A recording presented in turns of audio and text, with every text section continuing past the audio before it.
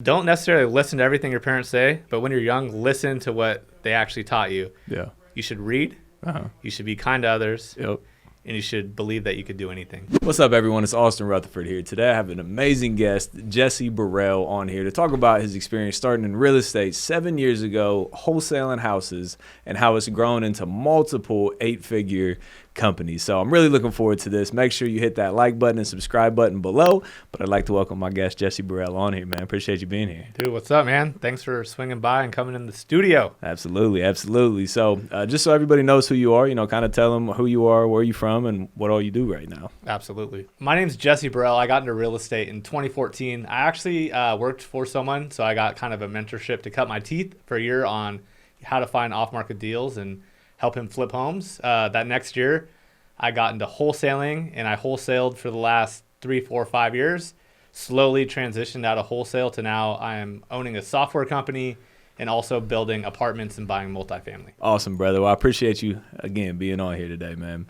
And something that you just said, which I didn't even know, you started out working for somebody else. Right. Was that here locally? Yeah, that's here in Phoenix. Okay. And then, you started to do your own thing, wholesaling 7 years ago. You're like 6. I started 7, 6, 5.5 years ago. I think I did my first wholesale deal. Okay. Did you ever grow like a big team on the wholesale side? I sure did. I've failed in any way you could possibly think, to be honest with you. Okay. The viewers on here, people that want to they're doing a deal a week or a deal a month or whatever it is, and Right. They want to get to 10 or 15 deals a month and scale. What were some of those downfalls that maybe you ran into with trying to scale and build a team? So basically, we were just scaling to scale because we thought it was the right thing to do. Yep. It wasn't finding the right talent. We're like, oh, more bodies equal more deals. Yep. When it's the best people that could close get good deals. It's just you're thinking you need to grow this big sales team when that's not necessarily true. I have a handful of friends now that they have 3 acquisition managers and they're doing 20 to 40 deals a month. Yeah. You don't need a good acquisition rep. If you have the right leads for them, they should be closing like 8 to 12 deals a month on their own. I agree 100%. A lot of people scale chaos because it's what they see on social media maybe. Right. And they're like, oh, man, they got 10 sales reps. I want to have 10 sales reps. But You're scaling something that you don't want. It has no systems and processes behind it. So I couldn't agree more with you there for sure. So you did that for 3-4 years, wholesaling. Right. Yeah. And then, what made you transition out of that? And what did you transition into at that moment? So now we're basically, I have 4 software companies that provide ways for real estate investors to get leads. And it was something that naturally happened. We started off with one service. I saw a need for it in my wholesale business. Yep. And a bunch of my friends were like, yo, let me use this. I'm like, oh, I might have a company. And then once that started, it kept saying, well, give us this, give us this, give us this. And we just kept creating softwares to where it got so big that my duty was to make sure that I was able to help real estate investors get deals instead of us get deals ourselves. And it was hard because my identity has been tied to wholesaling, real estate investing, flipping, buying rentals. And yes, we're still buying rentals. But the wholesaling, I came up and cut my teeth hustling on wholesale. It was tough. It took us longer than it should have to stop doing it. But I still miss it, and I still mentor a few people for nothing just because I want to feel some deals every now and again and be a part of them, hop on a phone call with the seller. Like, it's in my blood to do that. For sure. Absolutely. Now, we're sitting here in your office here in Phoenix, Arizona, so appreciate you letting us shoot in here. Absolutely. My first time being here. This is my first time actually meeting you in real life. For sure. Met through social media, connected on the phone many times, and, convinced me to come in here finally. But, I love, when I walked in the door, like, I could see the camaraderie. You got your mission statements up on the wall. Like, going back to scaling wholesaling, right? Yeah. This is a business that you've scaled the right way with the systems and the processes and the people and everything in between. So, you said that the reason you kind of scaled it is because investors needed services. I know you don't do a lot of services here, but like, what do you think is the most important thing for a newer person, brand new or, a couple deals in? What do you think is the most important thing for them to know how to do to be able to be successful in the wholesaling business? I think it's a couple things, to be honest with you. I mean, everything kind of ties together. I think it is learning how to properly lead generate. Yep. You have to have leads in a pipeline to have a sustainable business. In any business, Yep. There's no ifs, ands, or buts about it. And the other thing I think that people overlook is understanding rehab costs Yep. and ARV or comping. Yep. So I think understanding how to have sales, leads come in, and then understanding where you need to contract a property are the two most important things. I actually don't think the selling is that hard. Yeah. I think it's probably the easiest thing to learn when people think it's the hardest thing. Yep. Connect to someone, solve their problem. A lot of people could teach you that. Learn what you need a property for, Yep. and learn how to get in front of people. Those are the most important. 100%. We talked about this yesterday. We are in the marketing business, in any business, real estate, investing, multifamily, your software company. Like, you need people to be able to make money, to be able to help, right? Correct. And a lot of people, I see a lot of people get into real estate and they're like, oh, well, I can't spend money until I get a deal to be able to invest in the marketing. Like, that's the wrong way of going about things, because you have to invest into the marketing to get the seller opportunities. Talking about, like I said, we're here in your office talking about batch leads. To help with that side of things, as far as getting leads, what separates you from some of the other services out there? We have a comprehensive tool that really encumbers almost everything. So I said comping is important. Mm-hmm. I believe we built the best comping tool out there. You need leads. We have where you could text message, you could send RVMs, do those type of things to where you could actually start reaching out to someone instantly. And then we obviously have skip tracing in there to where you could do cold call them. We have obviously a dialer as well. So we have something all encompassing to where you could just do whatever marketing that you see fit. But my advice for someone new is pick one thing and start getting good at it. Yep. Don't try all of them. I don't even care if our tool has multiple things for you to use. Start with one, understand how to do it, understand what KPIs are. For you guys that don't know, key performance indicators. Very Be important. able to track what's working and what's not working. Then add another marketing channel, but start simple. Yeah. And just to clarify for anybody that was listening, start with one thing, start with one marketing avenue. Correct. Is what you meant. Yes. Yeah, because you can't grow in multiple directions at once, especially if you're starting on a limited budget. That's the most difficult part. Well, I think the most difficult part is they get analysis by paralysis, too. They're seeing all these people say all these different ways to get money. Cold call, RVM, SMS, direct mail, bandit signs. Yes, PPC, door knocking, all the different things. But guess what? They're each really good at one. They started getting good at one thing.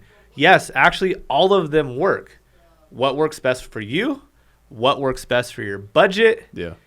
That's what you have to think about. 100%, 100%. And then the second thing, like you mentioned, there's two numbers you need to know in, analyzing deals is the ARV and the rehab budget, which a lot of people, are over conservative on the ARV, not over conservative, over hyping the ARV, Right. and not conservative enough on the rehab. They think ARV is realistic 250. They're like, oh, I can sell for 300 in this market. They're wishing upon a star. Yeah. Guess what? A real investor has to put up real money. I think sometimes wholesalers forget that too. Yeah. Is someone's buying this to make money. Yep. And if I buy something from you, and I hate that when they're new too, they're trying to sell someone else that's new. You could lose someone a fortune just so you can make a quick buck.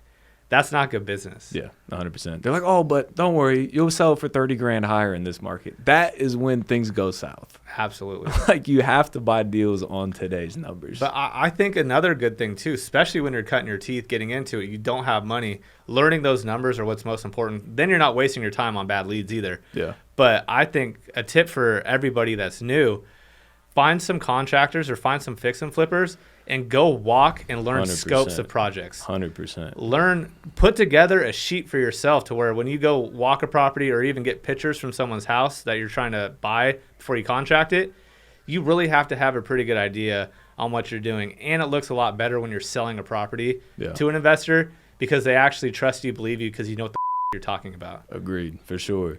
And like some people would say, well, no one's going to let me walk through their house, but people are going to let you if you add value to them, whether that's bringing them deals or, cleaning up trash at the house or cutting the grass. Like if somebody called me and wanted like those opportunities, like I would absolutely let them walk through houses if they were going to bring me deals into the future. Absolutely. So no, I love that for sure. So past the software company, right. A lot of stuff that people don't know, which I was even impressed by, you're building multifamily development as well. Absolutely. That's actually our newest endeavor. I think when you wholesale, you graduate to flipper. When you're a flipper, I think, or wholesaler, you start graduating into buying rentals. And I don't think if you elevate, we've actually had this conversation on the phone to potentially start doing bigger stuff such as development. You're getting in a comfort zone, and I'm pushing people out of their 9-to-5s to start wholesaling. So why should I stay comfortable in flipping and rentals and not push myself to the next level? So we've just started that journey. We have about 50 doors in the pipeline. I love it. But I'm not a professional on it. I'm still learning, just like it's my first year full-time into development. So it's learning, and it's exciting. And it's just like I felt the same feelings that when I got started wholesaling. It's fun, and I've learned a lot of things to where I could take mistakes of moving too quickly with wholesaling to making sure we take our time. Plus development's so slow moving, it's pretty easy to learn. It's just finding the right type of contractors is the biggest thing that we've learned, is find the right people. For sure. A lot of people get stuck in their comfort zone, but people like, that have grown understand that growth is outside of the comfort zone. So people you see wholesale for 10 years in a row, like you gotta upgrade at some point. So I'm not impressed with that. I'm like, why haven't you graduated to the next thing? 100%. To be honest with you. 100%, brother. So one of the questions I love asking is just hearing about like maybe one thing that's in your life that you've learned or gone through in your past that's helped you to be in the position that you are today for the viewers listening. It sounds stupid, and I was thinking about doing a TikTok on this. It's don't necessarily listen to everything your parents say, but when you're young, listen to what they actually taught you. You should read. You should be kind to others. And you should believe that you could do anything. I love it. But honestly, reading and learning changed my life. I wasn't a big reader in high school, even college. I just did what I had to do to get by. Once I actually started getting curious and wanting to really educate myself on self-development and just learning new things, I have to read every day, 20 minutes. It's a requirement. 100%. Changed my life too. But the belief too. Believe in yourself. People downplay that way too much. The confidence in yourself, the belief in yourself. Nobody would be in the position they are now without that belief and not worrying about other people's opinions. 100. For sure. So this was awesome, brother. I appreciate you being on here, man. For the people that want to connect with you outside of this, where can they find you at? Yeah, so I have a YouTube channel, Batch TV. That's our brand. That's kind of what you touched on. We talk about everything real estate. It's really fun to do. And then for social media, Instagram, Jesse Burrell. Awesome, brother. I appreciate you being on here, my man. Absolutely. So this was amazing. I love hearing stories about people that took the beginning stages of real estate, like wholesaling, and turned it into bigger businesses, like I mentioned, 8-figure companies. Don't get stuck chasing something that looks cool on social media forever and look up 10 years later and be in the same spot. So make sure you make the pivot. Start in real estate, start wholesaling, start wherever you can, but make sure you're always continuously growing. Make sure you hit that like and subscribe button below. Drop any questions that you have for us, and we'll make sure we answer them. As always, appreciate you being here. We'll see you on the next one.